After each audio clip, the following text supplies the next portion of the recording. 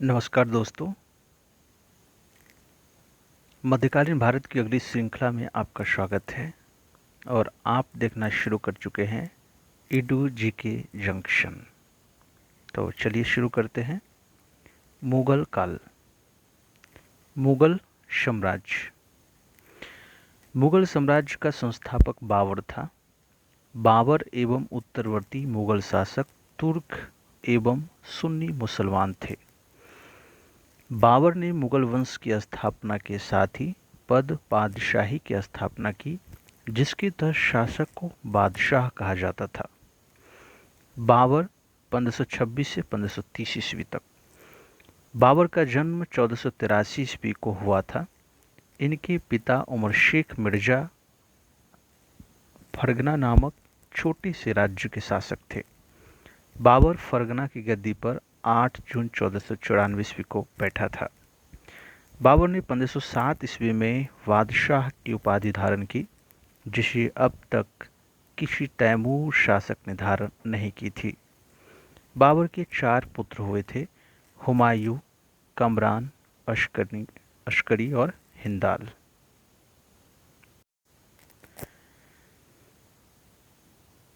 बाबर ने भारत पर 5 बार आक्रमण किया।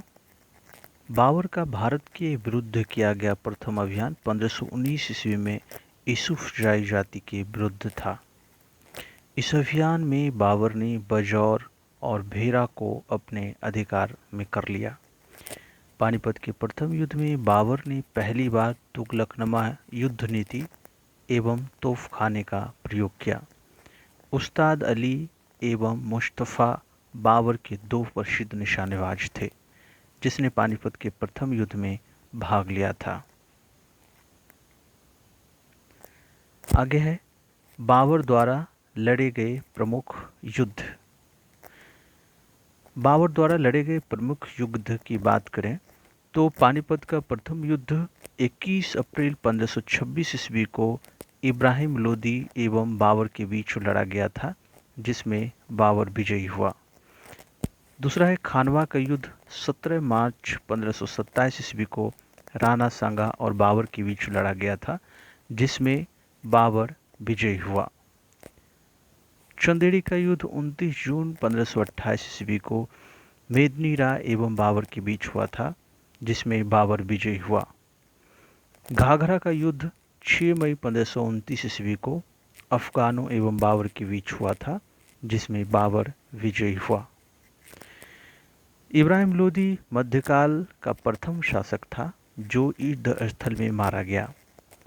इसके साथ उसके मित्र ग्वालियर के राजा विक्रमजीत भी युद्ध स्थल में मारा गया। हुमायूं ने कोहिनूर हीरा ग्वालियर के दिवंगत राजा विक्रमजीत से के परिवार से प्राप्त किया था। यानी हुमायूं ने कोहिनूर हीरा ग्वालियर के दिवंगत राजा विक्रमजीत के परिवार से प्राप्त किया था। बाबर ने अपनी उदारता के लिए कलंदर की उपाधि दी जाती है। यानी बाबर को उनकी उदारता के लिए उनको कलंदर की उपाधि दी जाती है। बाबर को अपनी उदारता के लिए कलंदर की उपाधि दी जाती है। खानवा के युद्ध में बाबर ने राणा सांगा के खिलाफ जिहाद का नारा दिया और युद्ध में विजय के बाद गाजी की उपाधि धारण की। 30 जनवरी 1528 ईस्वी को जहर देने के कारण राणा सांगा की मृत्यु हो गई। बाबर ने बंगाल के शासक नुसरत शाह के साथ 6 मई 1529 ईस्वी को एक दूसरे की संप्रभुता का सम्मान करने का वादा करते हुए एक संधि की, जिसके अनुसार नुसरत शाह ने अफगान विद्रोहियों को शरण न देने का वचन दिया।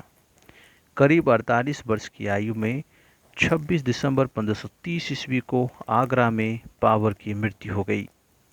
प्रारंभ में बाबर के शव को आगरा के आराम बाग में दफनाया गया। बाद में काबुल में उसके द्वारा चुने गए स्थान पर दफनाया गया। बाबर की मातृभाषा तुर्की थी। वह अरबी और फारसी का भी ज्ञाता था।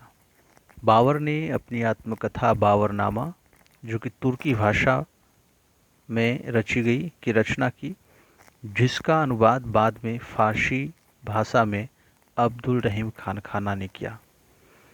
अपनी आत्मकथा में बाबर ने औपचारिक बागों की योजनाओं और उनके बनाने में अपनी रुचि का वर्णन किया है। अकबर अक्सर ये बाग दीवार से घिरे होते थे और कृत्रिम नहरों द्वारा 4 भागों में विभाजित आयताकार अहाते में स्थित थे। 4 समान हिस्सों में बटे होने के कारण ये 4 बाग कहलाते थे। 4 बाग बनाने की परंपरा की शुरुआत अकबर ने किया था। 4 बाग बनाने की परंपरा की शुरुआत अकबर ने किया था। बाबर को मुवय्यान नामक पदशैली का जन्मदाता भी माना जाता है। बाबर प्रसिद्ध नक्शबंदी सूफी संत ख्वाजा उबैदुल्ला अहरार का अनुयायी था। बाबर का उत्तराधिकारी हुमायूं हुआ। आगे है हुमायूं 1530 से 1556 ईस्वी तक।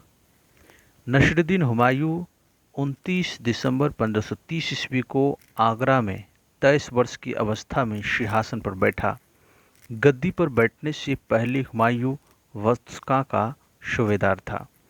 अपने पिता के निर्देश के अनुसार हुमायूं ने अपने राज्य का बंटवारा अपने भाइयों में कर दिया। इसने कमरान को काबुल और कंधार, मिर्जा अस्कली को संभल, मिर्जा हिंदाल को अलवर एवं मेवाड़ की जागीरें दी। अपने चचेरे भाई सुलेमान मिर्जा को हुमायूं ने वत्सका का प्रदेश दिया। 1533 ईस्वी में हुमायूं ने दीन पनाह नामक नगर की स्थापना की। चौसा का युद्ध 25 जून 1539 ईस्वी को शेर खां एवं हुमायूं के बीच हुआ। इस युद्ध में शेर खां विजयी हुआ। इसी युद्ध के बाद शेर खां ने शेर शाह की पदवी धारण की।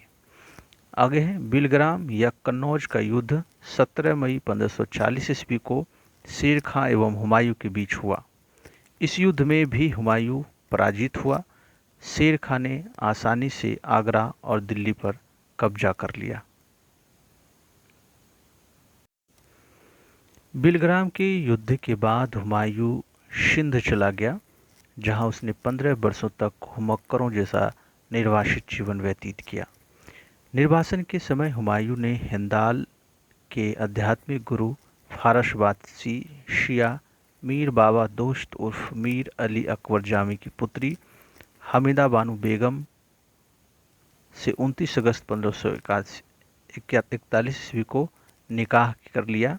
कालांतर में हमीदा से ही अकबर जैसे महान सम्राट का जन्म हुआ। 1555 ईस्वी में हुमायूं ने पंजाब की शूरी शासक सिकंदर को पराजित कर पुनः दिल्ली की गद्दी पर बैठा। हुमायूं द्वारा लड़े गए 4 प्रमुख युद्धों का क्रम इस प्रकार है। देवरा का युद्ध 1531 ईस्वी में, चौसा का युद्ध 1539 ईस्वी में, बिलग्राम का युद्ध 1540 ईस्वी में एवं सरहिंद का युद्ध 1555 ईस्वी में। 1 जनवरी 1556 ईस्वी को दीन पनाह भवन में स्थित पुस्तकालय की सीढ़ियों से गिरने के कारण हुमायूं की मृत्यु हो गई। हुमायूं के बारे में इतिहासकार लेन पुल कहा है कि हुमायूं गिरते पड़ते इस धरती से मुक्त हो गया, ठीक उसी तरह जिस तरह तमाम जिंदगी वह गिरते पड़ते चलता रहा था। किसने कहा था? लेन पुल ने कहा था। हुमायूंनामा की रचना गुलबदन बेगम ने की थी। हुमायूं ज्योतिष में विश्वास करता था, इसलिए इसने सप्ताह के 7 दिन 7 रंग के कपड़े पहनने का नियम बनाए थे।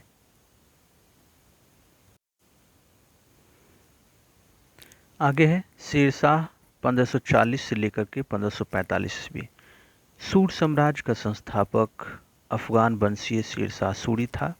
Doctor KR. कानूनगो के अनुसार हरियाणा प्रांत के नारनौल महेंद्रगढ़ स्थान पर इब्राहिम के पुत्र हसन के घर वर्ष 1486 ईस्वी में शेरशाह का जन्म हुआ था। परमात्मा शरण का विचार है कि शेर शाह का जन्म 1472 ईस्वी में हुआ था। इनके बचपन का नाम फरीद था, यानी शेर शाह के बचपन का नाम फरीद था। यह सूर वंश से संबंधित था। इनके पिता हसन खां जौनपुर राज्य के अंतर्गत सासाराम के जमींदार थे। फरीद खां ने एक शेर को तलवार के एक वार से ही मार दिया था।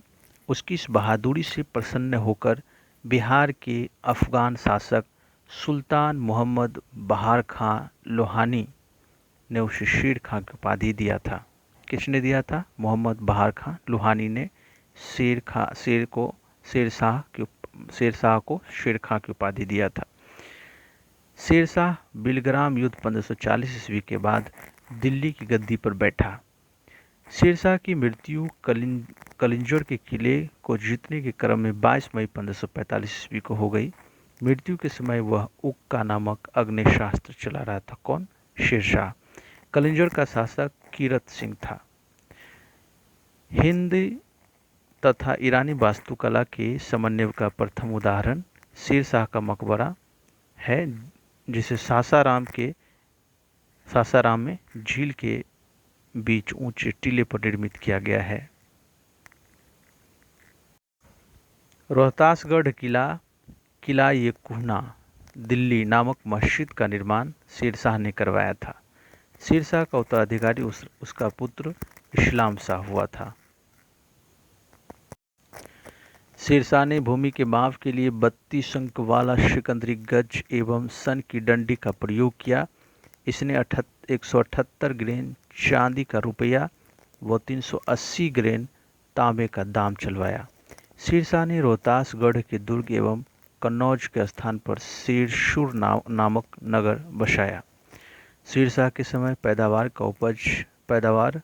का लगभग 1/3 भाग सरकार द्वारा लगान के रूप में वसूल किया जाता था। कबूलियत एवं पट्टा प्रथा की शुरुआत शेर शाह ने किया था।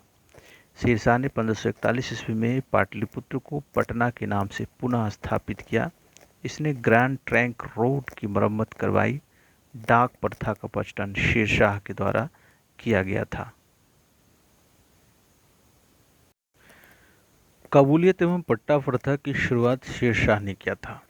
शेर शाह ने 1541 ईस्वी में पाटलिपुत्र को पटना के नाम से पुनः स्थापित किया। उसने ग्रैंड ट्रंक रोड की मरम्मत करवाई। डाक प्रथा की प्रचलन शेर शाह के द्वारा किया गया था। मलिक मोहम्मद जायसी शेर शाह के समकालीन था। मलिक मोहम्मद जायसी शेर शाह के समकालीन था। अकबर के समकालीन शासक रानी एलिजाबेथ अकबर के समकालीन शासक में रानी एलिजाबेथ अकबर के समकालीन थे, जो इंग्लैंड की थी। शाह अब्बास ईरान के थे, जो अकबर के समकालीन थे। जार इवान IV वैसिलेविच ये रूस का था, जो अकबर के समकालीन था। जार इवान IV वैसिलेविच इवान दी टेरिबल नाम से कुख्यात था। अगला शासक है अकबर। अकबर 1556 से 1605 ईस्वी तक शासन किया था। सम्राट अकबर का जन्म 15 अक्टूबर 1542 ईस्वी को हमीदा बानो बेगम के गर्भ से अमरकोट के राणा बीर शाल के महल में हुआ था। अकबर के बचपन का नाम जलाल था। उसका राज्याभिषेक 14 फरवरी 1556 ईस्वी को पंजाब के कालनौर नामक स्थान पर हुआ था। अकबर का शिक्षक अब्दुल लतीफ़ ईरानी विद्वान था। वह जलालुद्दीन मोहम्मद अकबर बादशाही गाजी की उपाधि से राज सिंहासन पर बैठा। बैरम खां शिया मतावलंबी था, जो 1556 से 1560 ईस्वी तक अकबर का संरक्षक रहा। वह बख्श खां का निवासी था। उसे प्यार से खानी बाबा कहा जाता था। किसको? बैरम खां को। पानीपत की दूसरी लड़ाई 5 नवंबर 1556 ईस्वी को अकबर और हेमू के बीच हुई थी। इस युद्ध में अकबर की विजय हुई। 31 अक्टूबर 1561 ईस्वी को मक्का की तीर्थ यात्रा के दौरान पाटन नामक स्थान पर मुबारक खां नामक एक युवक ने बैरम खां की हत्या कर दी। मई 1562 ईस्वी को अकबर ने हरम दल से अपने को पूर्णतः मुक्त कर लिया। हल्दी घाटी का युद्ध 18 जून 1576 ईस्वी को मेवाड़ के शासक राणा प्रताप एवं अकबर के बीच लड़ा गया था। इस युद्ध में अकबर विजयी हुआ। इस युद्ध में मुगल सेना का नेतृत्व मानसिंह एवं आसफ खान ने किया था। अकबर का सेनापति मानसिंह था। हल्दी घाटी युद्ध के समय कुंभलगढ़ यानी राणा प्रताप की राजधानी थी। हल्दी घाटी के युद्ध के समय कुंभलगढ़ थी, वो राणा प्रताप की राजधानी थी। राणा की ओर से इस युद्ध में हकीम खां शूर के नेतृत्व में एक अफगान फौजी टुकड़ी एवं भीलों की एक छोटी सी सेना ने भाग लिया था। यानी हल्दी घाटी का युद्ध 18 जून 1576 ईस्वी को मेवाड़ के शासक महाराणा प्रताप एवं अकबर के बीच हुआ। इस युद्ध में अकबर विजयी हुआ। इस युद्ध में मुगल सेना का नेतृत्व मानसिंह एवं आसफ खान ने किया था। अकबर का सेनापति मानसिंह था। हल्दी घाटी युद्ध के समय कुंभलगढ़ राणा प्रताप की राजधानी थी।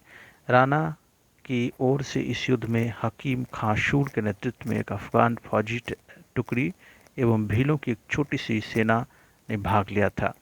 महाराणा प्रताप की मृत्यु 19 जनवरी 1597 ईस्वी को एक शक्त धनुष की प्रत्यंचा चढ़ाते समय अंदरूनी चोट लगने के कारण हो गई। हल्दी घाटी युद्ध के बाद राणा प्रताप ने डूंगरपुर के निकट चावर में नई राजधानी बनाई। दीन-ए-इलाही धर्म का प्रधान पुरोहित अकबर था। दीन-ए-इलाही धर्म स्वीकार करने वाला प्रथम एवं अंतिम हिंदू शासक बीरबल था। महेश दास नामक ब्राह्मण को राजा बीरबल की पदवी दी गई थी, जो हमेशा अकबर के साथ रहता था। अकबर ने जैन धर्म के जौनाचार्य हरि विजय सूरी को जगत गुरु की उपाधि प्रदान की थी।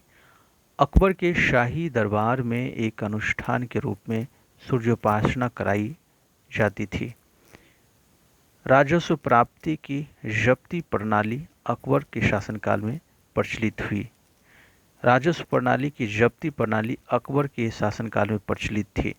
अकबर के दीवान राजा टोडरमल खत्री जाति के थे, ने 1580 ईस्वी में दहशाल बंदोबस्त की व्यवस्था लागू किया था।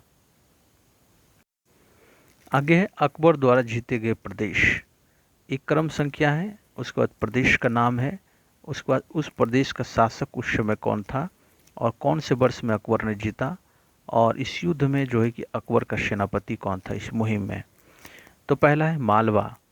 मालवा के शासक उसमें बाज बहादुर था। 1561 ईस्वी में मुगल सेनापति था आदम खां पीर मोहम्मद। चुनार पर जो है कि अफगानों का शासन था। 1562 ईस्वी में अकबर ने जीता। उस समय मुगल सेनापति अब्दुल्ला खां था। गोंडवाना पे वीर नारायण एवं दुर्गावती का शासन था। 1564 ईस्वी में आसफ खां के नेतृत्व में मुगल सेना ने युद्ध को जीता था। आमेर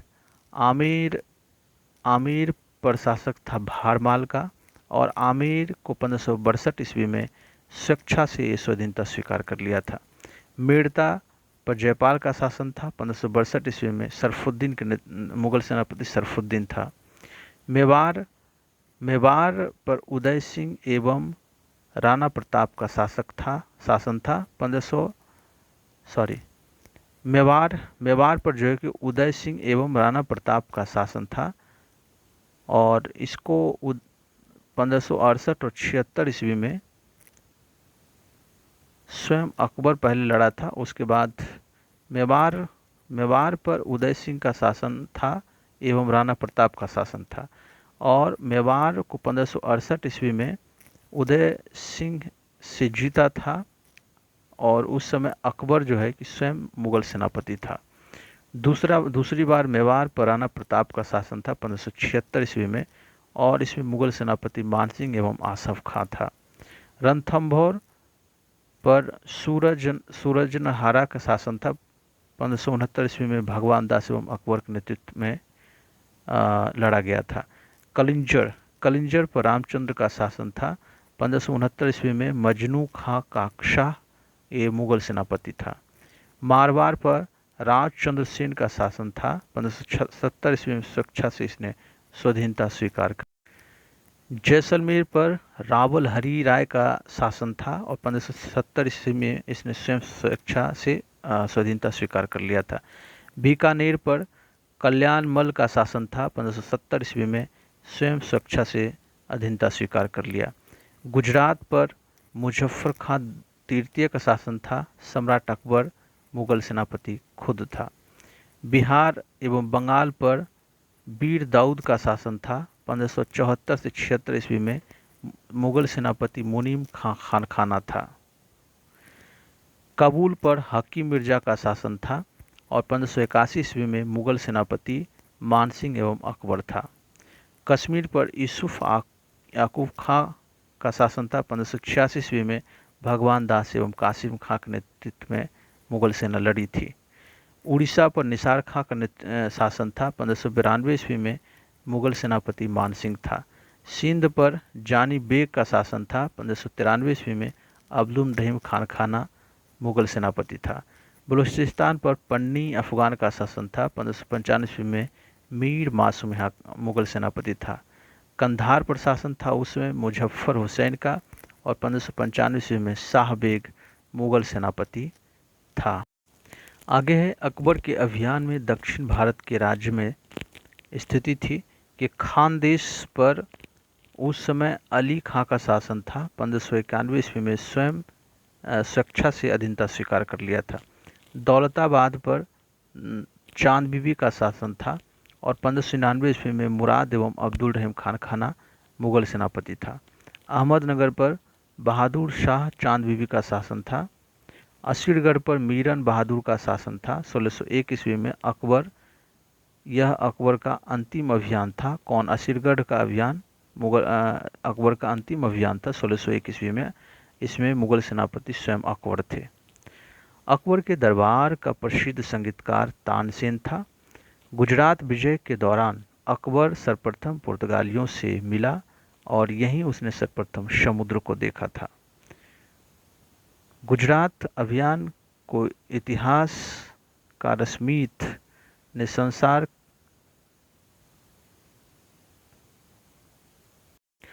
नोट गुजरात अभियान को इतिहासकार स्मिथ ने संसार के इतिहास का सर्वाधिक द्रुतगामी आक्रमण कहा है। आगे है अकबर के कुछ महत्वपूर्ण कार्य की बात करें तो अकबर ने दास प्रथा का अंत किया 1562 ईस्वी में। फिर अकबर को हरमदल से मुक्ति मिली 1562 ईस्वी में। तीर्थ यात्रा कर को अकबर ने समाप्त किया 1563 ईस्वी में। जजिया कर को समाप्त किया अकबर ने 1564 ईस्वी में। फतेहपुर सीकरी की स्थापना एवं राजधानी आगरा से फतेहपुर सीकरी को स्थानांतरित किया 1571 ईस्वी में। इबादत खाने की स्थापना किया 1575 ईस्वी में। अकबर ने इबादत खाने में सभी धर्मों के लोगों को प्रवेश की अनुमति एवं मजहर की घोषणा किया। अकबर ने इबादत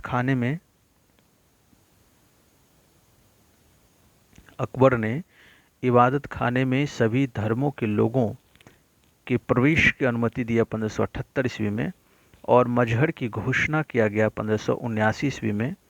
अकबर ने दीन इलाही की स्थापना किया था। दीन इलाही का स्थापना किया 1582 ईस्वी में और इलाही संबत की शुरुआत की अकबर ने 1583 ईस्वी में और अकबर ने राजधानी लाहौर स्थानांतरित किया 1550 ईस्वी में। अकबर के दरबार के प्रसिद्ध चित्रकार अब्दुल सम्मद थे।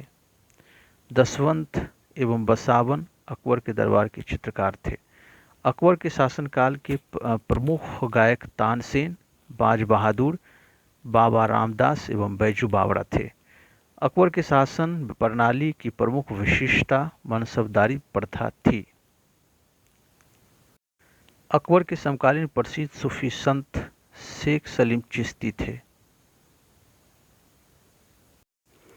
आगे है जहांगीर 1605 से 1627 ईस्वी। अकबर का उत्तराधिकारी सलीम हुआ, जो 24 अक्टूबर 1605 ईस्वी को नसरुद्दीन मोहम्मद जहांगीर बादशाह गाजी की उपाधि धारण कर गद्दी पर बैठा।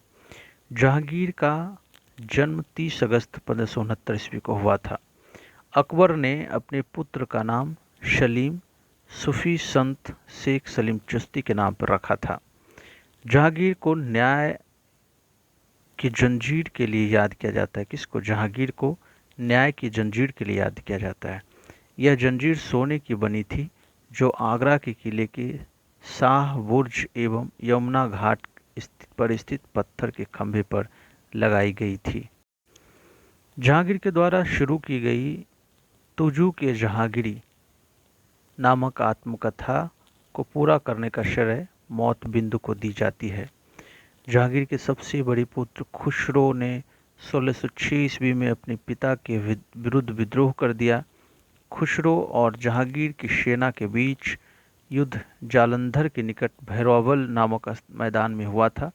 खुसरो को पकड़कर कैद में डाल दिया गया। खुसरो को सहायता देने के कारण जहांगीर ने सिखों के 5वें गुरु अर्जुन देव को फांसी दिलवा दी। खुसरो गुरु से गोविंदवाल में जाकर मिला था। अहमदनगर के वजीर मलिक अंबर के विरुद्ध सफलता से खुश होकर जहांगीर ने खुर्रम को शाहजहां की उपाधि प्रदान किया था। 1622 ईस्वी में कंधार मुगलों के हाथ से निकल गया। शाह अब्बास ने इस पर अधिकार कर लिया। नूरजहां ईरान निवासी मिर्जा गयास बेग की पुत्री नूरजहां का वास्तविक नाम मेहरुनिशा था। 1594 ईस्वी में नूरजहां का विवाह अली कुली बेग से हुआ था। जहांगीर ने एक शेर मारने के कारण अली कुली बेग को शेर अफगान की उपाधि प्रदान की। 1607 ईस्वी में शेर अफगान की मृत्यु के बाद मेहरुनिशा अकबर की विधवा सलीमा बेगम की सेवा में नियुक्त हुई। सर्वप्रथम जहांगीर ने नवरोज के त्यौहार पर मेहरुनिशा को देखा और उसके सौंदर्य से मुग्ध होकर जहांगीर ने 1611 ईस्वी में उसे विवाह कर लिया। विवाह के पश्चात जहांगीर ने नूर महल एवं नूरजहां की उपाधि प्रदान की। नूरजहां के सम्मान में जहांगीर ने चांदी के सिक्के जारी किए। जहांगीर ने गयास बेग को शाही दीवान बनाया एवं इत्माद-दौला की उपाधि दी। जहांगीर के शासन काल में ईरानियों को उच्च पद प्रदान हुए। लाडली बेगम शेर अफगान एवं मेहरुनिशा की पुत्री थी, जिसकी शादी जहांगीर के पुत्र शहरयार के साथ हुई। नूरजहां की मां असमत बेगम ने गुलाब से इत्र निकालने की विधि खोजी।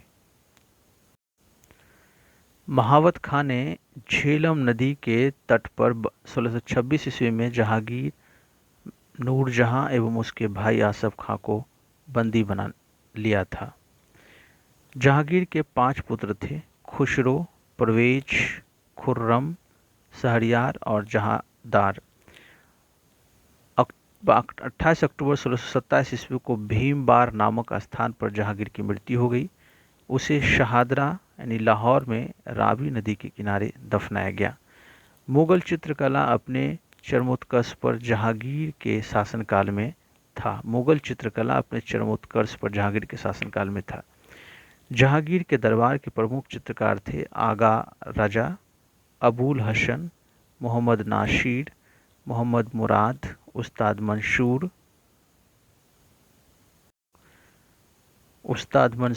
विशन दास, मनोहर एवं गोवर्धन, फारूक बेग दौलत। जहांगीर ने आगा राजा के नेतृत्व में आगरा में एक चित्रणशाला की स्थापना की।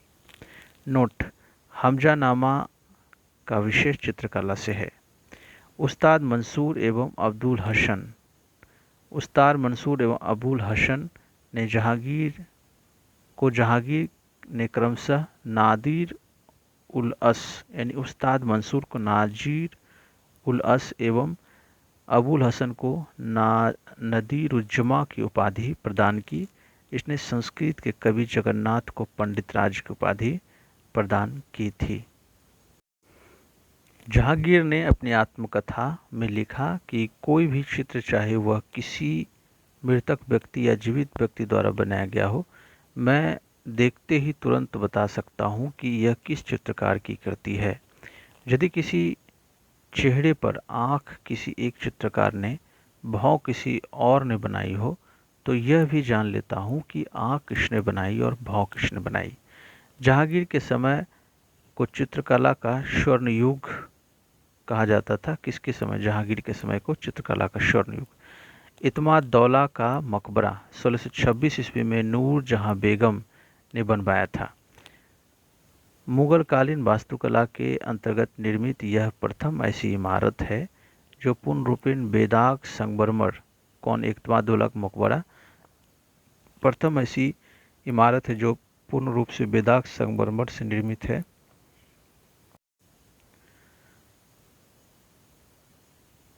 सर्वप्रथम इसी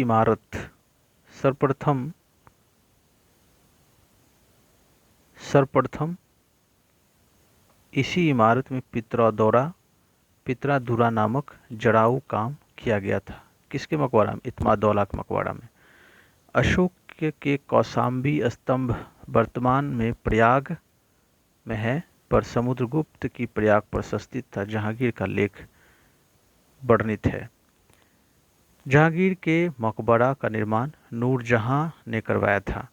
जहांगीर के शासन काल में कैप्टन हॉपकिंस प्रथम अंग्रेज था और sir Thomas Roe, William Finch एवं एडवर्ड टेरी जैसे यूरोपीय यात्री आए थे। आगे शाहजहां 1627 से 1657 ईस्वी तक रहा था। जहांगीर के बाद सिंहासन पर शाहजहां बैठा। जोधपुर के शासक मोटा राजा उदय सिंह की पुत्री जगत गोसाई के गर्भ से 5 जनवरी 1592 ईस्वी को खुर्रम अर्थात शाहजहां का जन्म लाहौर में हुआ था। 1612 ईस्वी में खुर्रम का विवाह आसम खां की पुत्री अर्जुमंद बानो बेगम से हुआ, जिसे शाहजहां ने मल्लिका ए जमानी की उपाधि प्रदान की। 7 जून 1631 ईस्वी में प्रसव पीड़ा के कारण उनकी मृत्यु हो गई।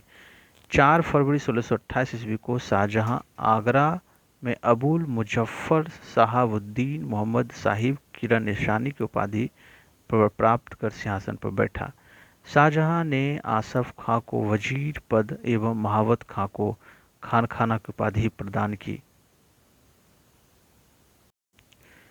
इसने नूरजहां को 2 लाख रुपए प्रतिवर्ष की पेंशन देकर लाहौर जाने दिया, जहां 1645 ईस्वी में उनकी मृत्यु हो गई।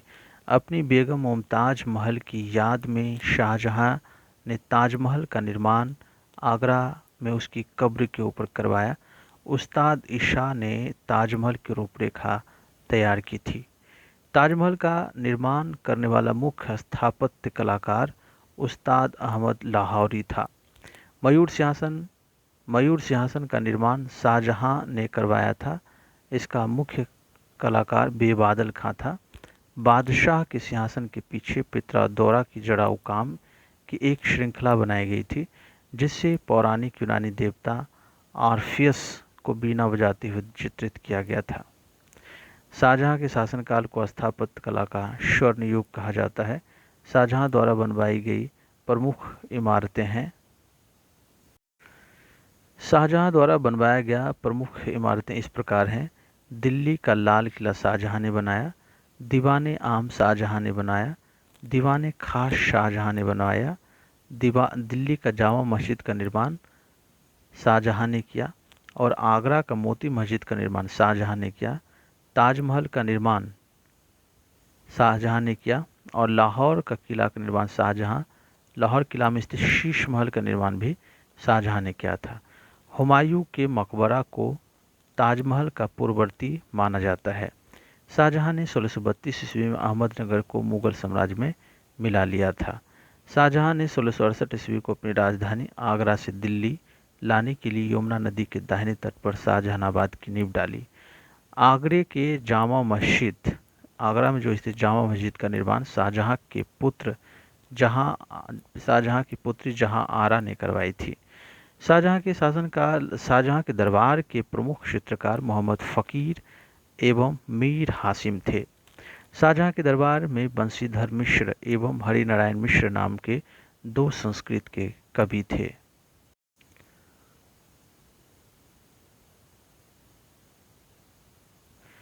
शाहजहां ने संगीतज्ञ लाल खां को गुण समंदर की उपाधि एवं संगीतज्ञ जगन्नाथ को, जो हिंदी का कवि भी था, को महाकविराय की उपाधि से सम्मानित किया।